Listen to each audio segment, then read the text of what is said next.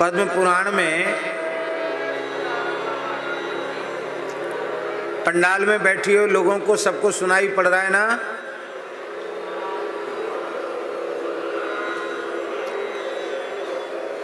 पद्म पुराण में लिखा है, ग्रहाणाम च यथा सूर्यो नक्षत्राणाम यथा शशि तीर्थानाम उत्तमम तीर्थम प्रयागाख्य मनुत्तमम।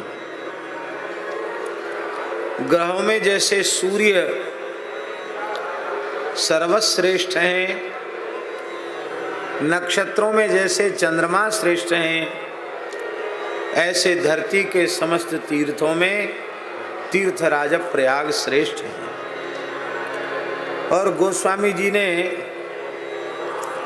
अष्टादश पुराण और इतिहास ग्रंथ महाभारत में जितने आर्ष ग्रंथों में तीर्थराज प्रयाग की महिमा है उसको सूत्रात्मक रूप से उन्होंने कहा। वैसे तो बहुत महिमा कही, पर को कह सके प्रयाग प्रभाऊ कलुष पुंज कुंजर मृगराऊ। को कह सके प्रयाग प्रभाऊ कह करके प्रयाग के अनंत महात्म्य का गोस्वामी तुलसीदास जी महाराज ने स्मरण किया है। यहाँ अक्षय वट है, परसि अक्षय वट हर्षित गाता। अक्षय वट की महिमा भी बड़ी अद्भुत है। मुगल काल में इसे नष्ट करने के बड़े बड़े प्रयास बर्बर म्लेच्छों ने, आक्रांताओं ने किए, लेकिन फिर भी वे इसे नष्ट नहीं कर सके। उसका लंबा इतिहास है। उसे काटा गया, खोदा गया, जलाया गया, मोटे मोटे 7 लोहे के बहुत मोटे मोटे प्लेट तावा लगाए गए, लेकिन सब हट जाता था और बट पुनः प्रकट हो जाता था। मुगलों के सभी प्रयास विफल हुए। पद्म पुराण में लिखा है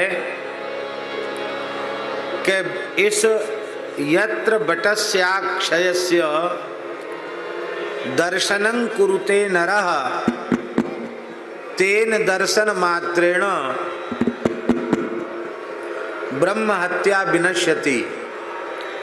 इस अक्षय वट का दर्शन करने वाले की दर्शन मात्र से ब्रह्म हत्या नष्ट हो जाती है। पहले तो वर्जित क्षेत्र होने के कारण सबको वहां दर्शन नहीं होता था, लेकिन अब योगी जी ने ऐसी सुविधा कर दी है कि कोई भी जाकर अक्षय वट का दर्शन कर सकता है। और भीतर जाने का अवकाश ना हो तो संगम से ही अक्षय वट का दर्शन होता है। और उसके दर्शन का महात्म्य है, अक्षय वट का जो दर्शन करता है, दर्शन मात्र से उसकी ब्रह्म हत्या नष्ट हो जाती है, इस जन्म की अथवा जन्मांतर की। यह आदिवट नाम से भी प्रसिद्ध है। कल्पांत में भी इसका नाश नहीं होता। इसी के पत्ते पर भगवान बटपत्र साई बाल मुकुंद संपूर्ण ब्रह्मांड को अपने में विलीन करके इसी पर क्रीड़ा करते हैं। आदि वटस समाख्यातः कल्पांते पिच दृश्यते शेते विष्णुर्यस्य पत्रे अतोयमव्यय स्मृतः। इसलिए इस वट को अव्यय माने अक्षय वट कहा गया। यहाँ के अधिष्ठात्र देवता भगवान वेणी माधव है। माधवाख्यस्तत्र देवः सुखम तिष्ठति नित्यशः तस्य वै दर्शनम कार्यम महापापै प्रमुच्यते। श्री वेणी माधव भगवान वैसे प्रयाग में 12 माधव हैं। और 12 माधवों का दर्शन करना चाहिए, किंतु 12 में प्रधान वेणी माधव हैं। वेणी माधव का दर्शन करने से भी 12 माधव का दर्शन पूर्ण हो जाता है। यहाँ दर्शन की बड़ी महिमा है। यहाँ तक लिखा है कि तीर्थराज प्रयाग में आकर जो त्रिवेणी संगम स्नान करता है, अक्षय वट का दर्शन करता है, वेणी माधव भगवान का दर्शन करता है, तो गोघुनो वापि च चांडालो दुष्टो वा दुष्ट चेतनः बालघाती तथा विद्वान म्रियते यत्र वै यदा सवै चतुर्भुजो भूत्वा वैकुंठे वसते चिरम। गो हत्या का पाप लगा हो, ब्रह्म हत्या का पाप लगा हो, दुष्ट सठ हठ चांडाल ही क्यों न हो, बालघाती हो, कैसा भी क्यों न हो, यदि सौभाग्य से प्रयाग में किसी की मृत्यु हो जाए तो वह चतुर्भुज रूप हो करके भगवान के वैकुंठ धाम में गमन करता है, निवास करता है।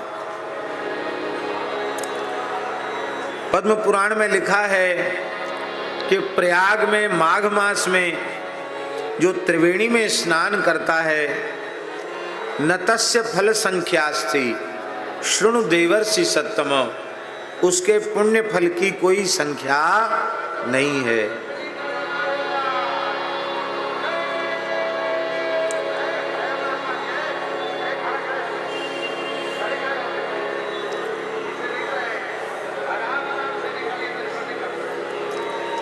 यहाँ त्रिवेणी माधवम सोमम भरद्वाजंच वासुकिम वंदे क्षयवटम शेषम प्रयागम तीर्थनायकम। इस श्लोक में प्रयाग के प्रधान प्रधान देवताओं का स्मरण किया गया है। त्रिवेणी, बिंदु माधव, सोमेश्वर, भरद्वाज आश्रम, वासुकी नाथ, अक्षयवट, शेष माने बलदेव जी, ये प्रयाग के मुख्य स्थान हैं। और 12 माधव में प्रथम माधव शंख माधव है। ये झूसी की ओर छतनाक के पास मुंशी बाग में विराजमान है। चक्र माधव अरेल में विराजमान है।